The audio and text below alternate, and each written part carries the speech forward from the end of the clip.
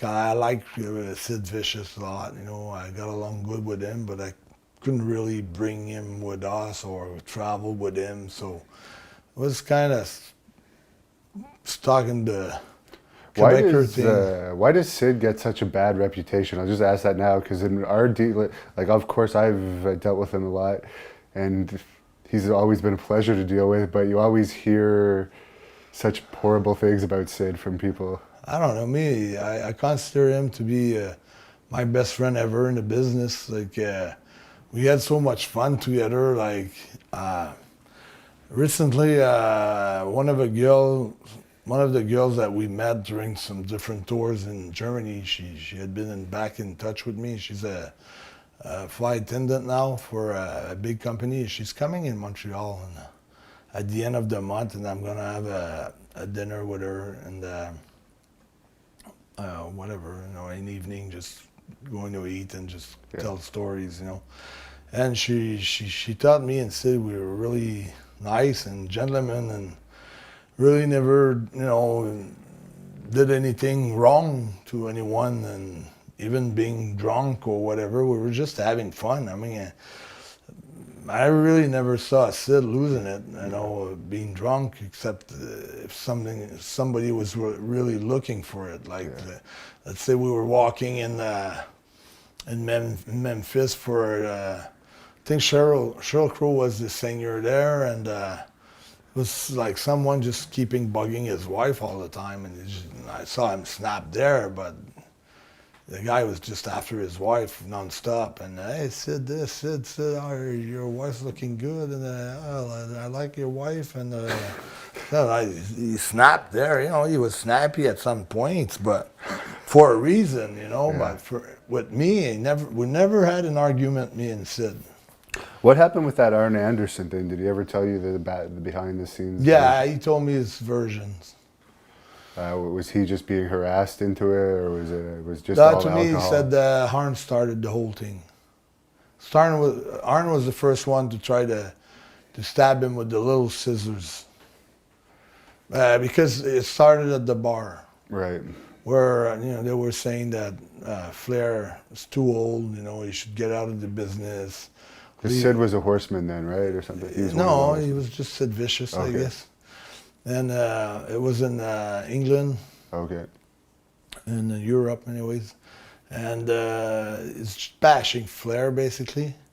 And Arn got involved, saying, hey, you should respect the guy, and blah, blah, blah. I told maybe Arn to fuck off, you know, and go back to your room or something like that. And on his way back to his room,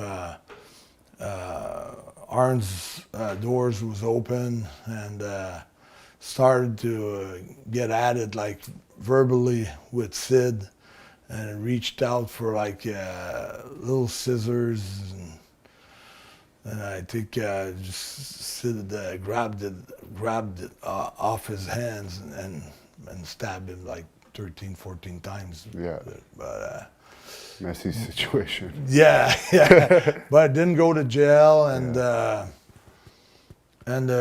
eventually, like maybe 5, 6, 7, 8, a few years after they worked it out, like they came to talk to each other again. And what was the incident with Pillman? The infamous squeegee incident. Did he ever tell you about that? No, with Sid and Pillman? Yeah. Never asked him, I didn't know. I things that I didn't heard, like if say I didn't heard, like the thing with Arn, I've heard about it. Yeah. So I asked him. Yeah.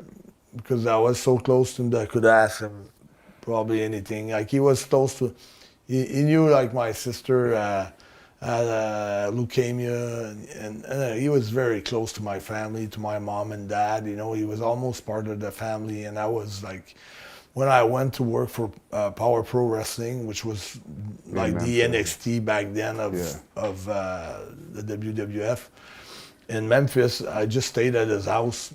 First, I rented a condo, and then eventually he said, just come to my house and just live with the family. So I was there.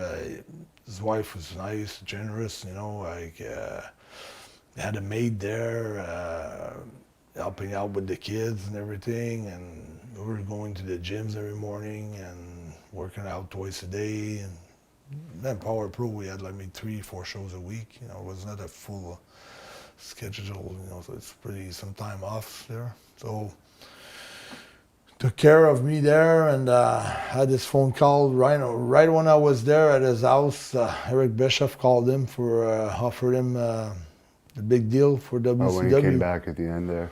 Yeah, the 1.2. Then he said yes. Then he said that's the first year. It was 1.2, 4 years. Then he was happy with that, but then he said, Bischoff said after 1.2, 1.3, 1.5, and it went up to many millions. So he was really happy with that deal. And he ended up saving his money pretty well, didn't he, or something? He really never changed much. You know, he kept that same house. He was not a big spender. He likes, you know, he works on his.